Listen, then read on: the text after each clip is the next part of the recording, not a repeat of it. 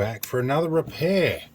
This time we have this thing, which is a mystery looking half mangled computer case here that has come out of a karaoke machine with a funny little switch on here I can't identify. We did a previous video on this, which if I get round to it I will link in the description, in which we determined that this machine was faulty.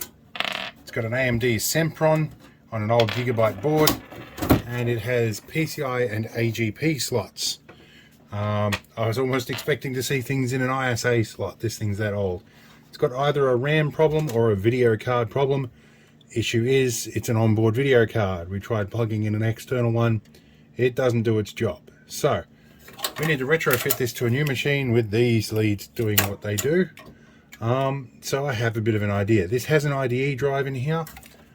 I found another machine in my workshop, and don't mind the mess. This thing is a little bit newer. It's also got a whole bunch of bits and pieces inside. But crucially, it has both SATA and IDE, which means I can take a much more modern SATA drive like this one and plug the old IDE in and run a Cronus True Image. And it's probably magnitudes of order faster than the other one. We do need to put a BIOS battery in there. That's not too hard a problem. I've got some of them kicking around. But this has PCI Express and still has PCI. I don't think it's got a PCI Express one time in there as well. So in any case, let's get cracking. So the first order of duty, we need to extract some of the old things out of here. Now, one of which is going to be the power switch and the reset switch, which are on this. Now, length matters when you're screwing stuff up. Where's that front panel mount? There we go. There's our switch in the front panel, and that's not going to come through. So I don't want to have to redo that connector. I might remove the switch. I have a feeling I'm going to have to do that anyway. Next step is working out how to get this awful arrangement with a hard drive out. I think there's a reason why there's a CD-ROM in here. We might take that out as well, but it's screwed in a stupid way. How about we rip that out, because I'm sure you guys can imagine me swearing at this thing, and we'll jump to when it's done. Right, you'll have to excuse the air conditioner noise in the background. I got a little bit warm. Okay, we've stripped some things out of this new case, and we've got the old hard drive out. This is the old IDE drive out of the karaoke machine. This is a slightly newer SATA drive. We're not going to need the card reader, so I've ripped that out. We don't need the floppy lead. Got an old IDE lead. This one's the worst of the lot. Got an old IDE drive. We're going to take that out. And we have a floppy drive, which will definitely go back into my collection, because I could definitely use a spare. The old one, I think, is the same. I'm going to swap them over. Oh no, that's an IDE. This one is a SATA. We're going to leave this one in there. Now, it has onboard VGA, which is pretty much what we expected to be using anyhow. The connector needs a bit of a clean. Give that a bit of a clean out. Alright. I should approach Servicesol and see if they'll sponsor me. Okay, we've got to change a few things here. Change that to the VGA in blue, and that should go to a VGA to HDMI adapter, which I think goes into HDMI 2. I think. We'll turn you on. See if we have a power button. Where's our power button? Big one on the front. Let's see.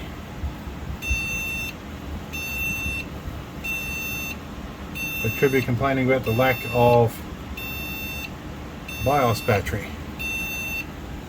Okay, new BIOS battery in child resistant packaging with some sort of bitter coating. Oh wow, okay. I've definitely made this a little more difficult to get into. This is a new Australian regulation, but packaging. And they changed that when I had an order of these coming in from overseas. And they just seized them and never told me. So, yeah. And we are posting, which is good. How much RAM have we got? 2 gig of RAM. Well, that's better than the 512 meg that it had. So yeah, let's see it go. Okay, so we ran into some resolution problems that the VGA to HDMI adapter I've got plugged into this couldn't cope with. Fortunately, all 3 of these monitors have a secondary VGA input, so I'm running on a short little lead out here. This one handles the resolution just nicely, so now I can get some stuff sorted in BIOS. In the back here I have the jumble of USB memory sticks, one of which has a Chronos True Image on there. So we're going to change the boot order and get it to boot from USB. Alright, we've got a CD in, we're going to boot from a Chronos True Image, and I have a mouse plugged in and it works. Okay, so we want to go a Chron image, and we don't want to start Windows, that's why I did it before. I want to go a Chronos True Image. I think we're going to be running 64-bit, just because this is actually a 64-bit system. We'll give this a couple of moments. Alright, and we're in. So what do we want to do? We want to do tools and utilities.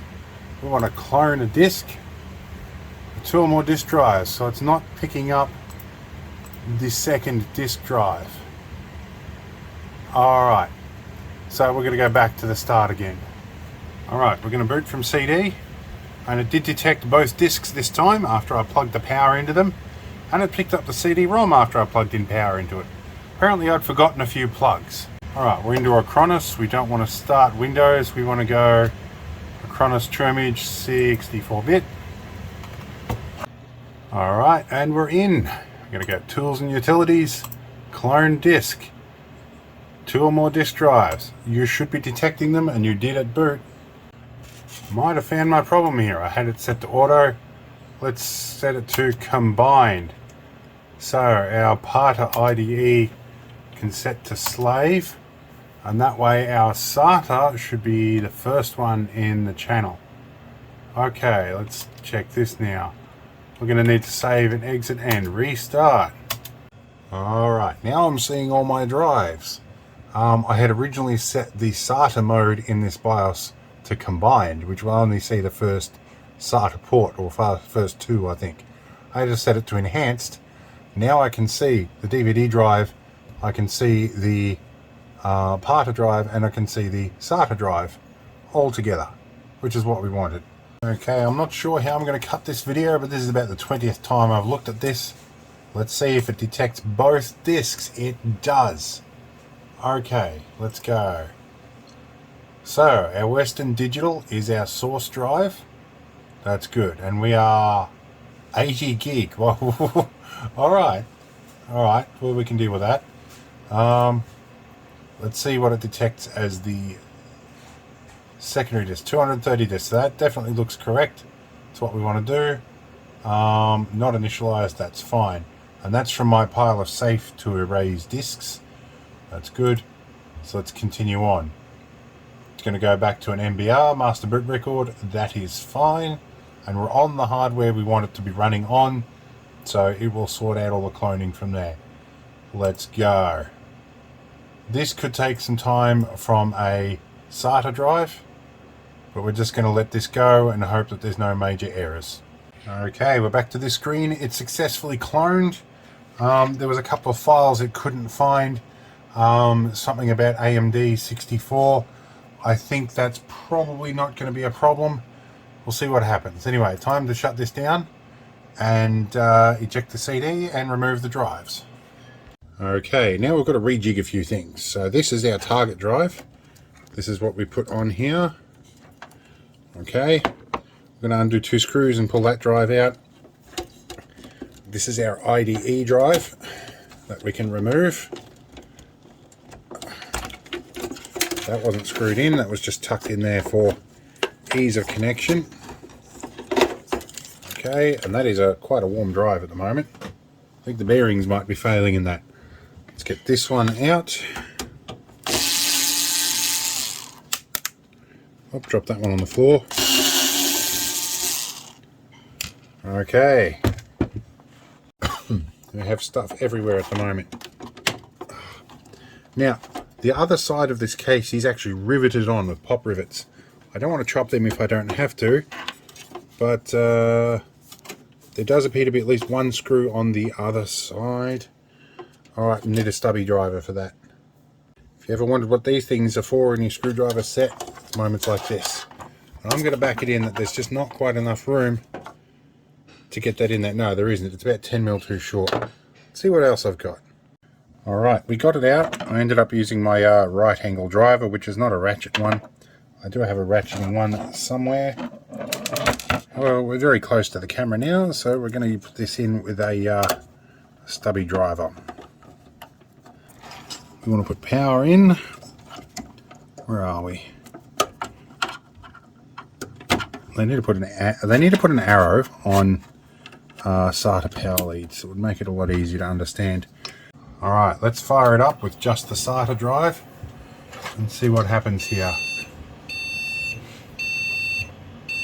Now what are you complaining about?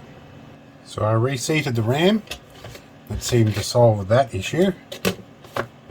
Let's see what we've got now. Okay, post errors. Okay, that's fine. We know we had post errors, let's fix that. Let's just continue the default one.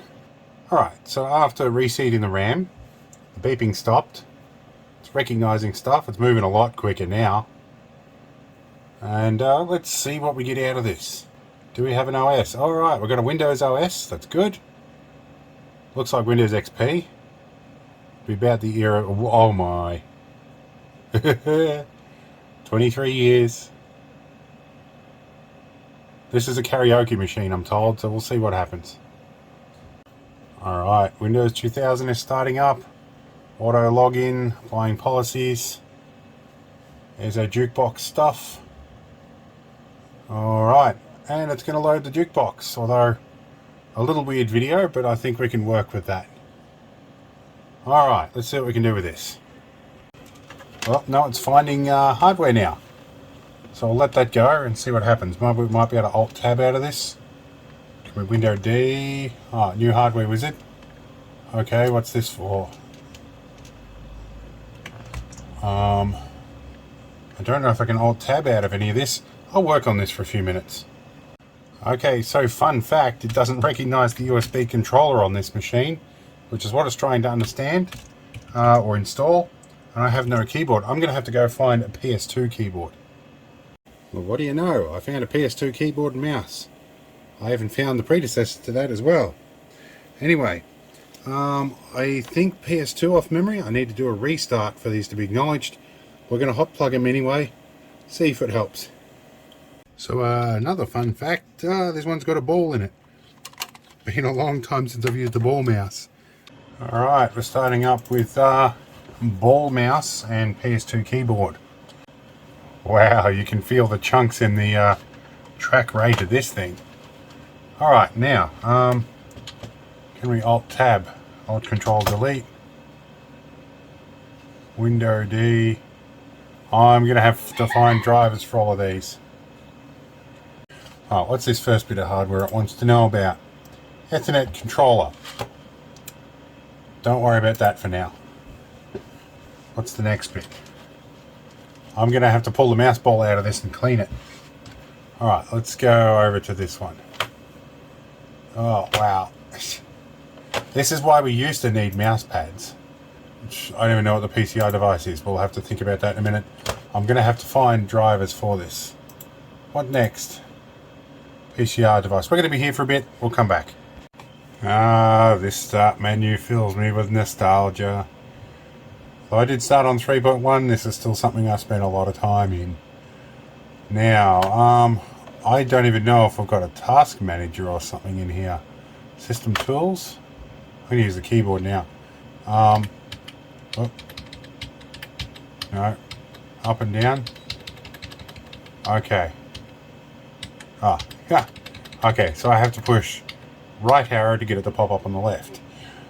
Character Mac, defrag, system info. I guess that's going to be about as good as we're going to get. Oh, okay. I've got to do some remembering.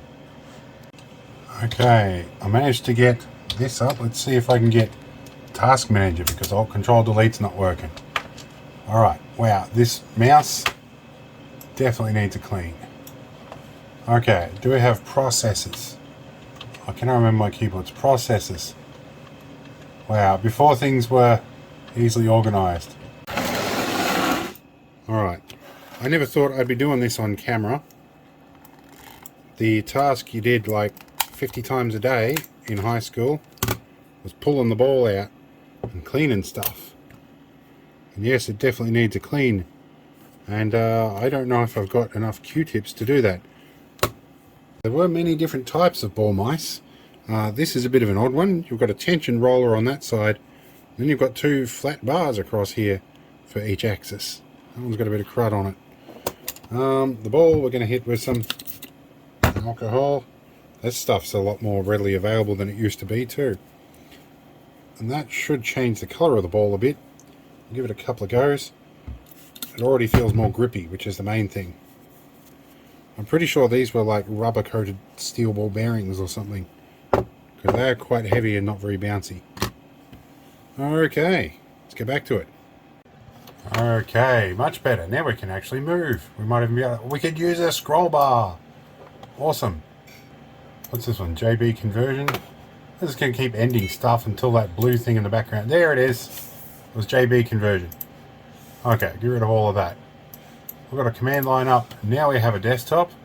Okay, now we might actually be able to look at some hardware stuff and see what's going on. Alright, so one of the reasons I chose this particular machine is this gigabyte board was used in a number of server situations. So there are actually, shockingly, Windows 2000 drivers still available to it. However, I can't use the USB in a controller in Windows 2000, so I have to burn a CD, not a DVD, a CD with all the drivers on it. First time I've had to do that in so long. That blurry flash and light, that means I'm writing data. That's a weird feeling. The other weird feeling is the realization that the cases you buy these days, while they collect dust on the front like the other ones used to, there's actually no bays in the front. I couldn't install an external drive like that if I wanted to, hence why I had to go with a USB one. It's done. Okay. The things you do to make a few extra bucks to go on a holiday. Alright. It's really weird and surreal seeing the date of 2023 on a machine like this. Alright, what have we got here? We've got... Oh, I remember Windows used to do this stupid stuff. So, what have we got? We've got chipset drivers and LAN drivers. So let's start with chipset drivers. Extract the D... No, extract the C drive. C.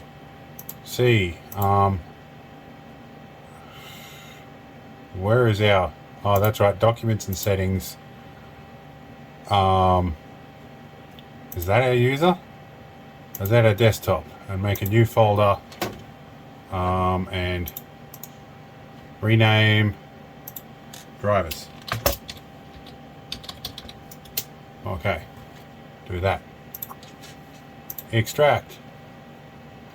Okay, now can we do drivers? We should have an executable.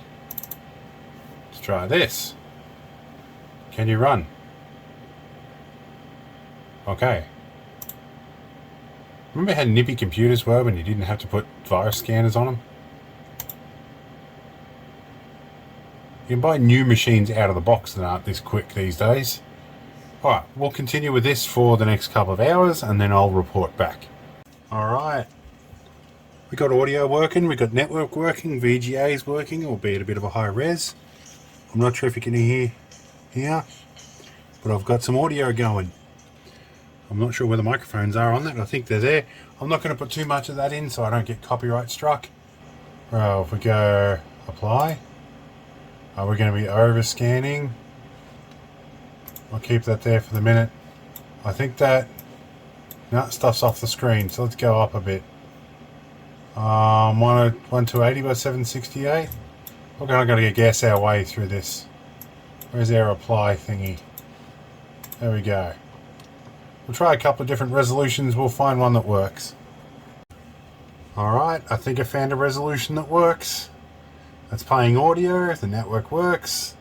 It's booting on its own, it's auto loading, everything works fine. Alright, I've got a bunch of bits and bobs here, and I took some notes as to how they were wired, and we're going to do some rewiring.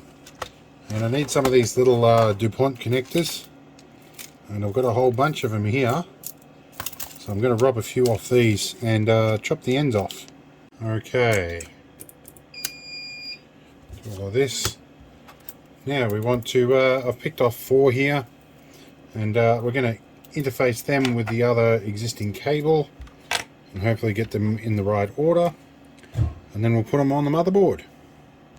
Okay, I took all the useless bits of tape off this particular one. Now we've got a switch and a connector. Well, it occurs to me that I've used the word "let's see what happens," or that phrase, about 300 times in this. About as many times as I use the words "alright so," which is what I do every cut, I seem to find. I need to find the front panel connector on this, which is going to be fun, although I think the very first one I'm looking at is the power switch, which is right there. Okay, so looking at the old one, the thing we needed to hook up is actually the power LED. Which one's our power LED here? The one inside the button, which won't function anymore because we just unplugged it. So when that goes out, we know that we found the right one in here. Okay, we've got it all connected up. Let's see if we can zoom in. So these wires here are power switch and hard drive LED. A bit hard to see with a focus like that, but they're in there. Next thing, we just need to hook this up to a little switch on the front. We're going to do that in a minute, and we'll use the original faceplate, and we might find something else to fill the gap. And we plug up the hole on the front end. Right. Yep, there was a spare one on the old machine. See how we go here. Okay, switch is in the front, it looks good. I think we're about right to put the sides on. I'm going to whack some zip ties in here, do a little bit of cable management, but I think we're pretty well right to go. Well, best way to jinx a machine is to put the cover on and then not test it, or to put the cover on before you're finished. Alright, so Windows 2000 is booting okay. Alright, and we're in and working. Although I am going to plug the headphones in again and test for sound. Let's see what we've got here. Have we got anything? I think we do. I think it works. Didn't take me like, 19 hours or something, but we got there. Alright, this is a good job. That's a jukebox. I hope you enjoyed watching me hash up ancient bits of gear from 2000 and earlier. So, see you in the next one.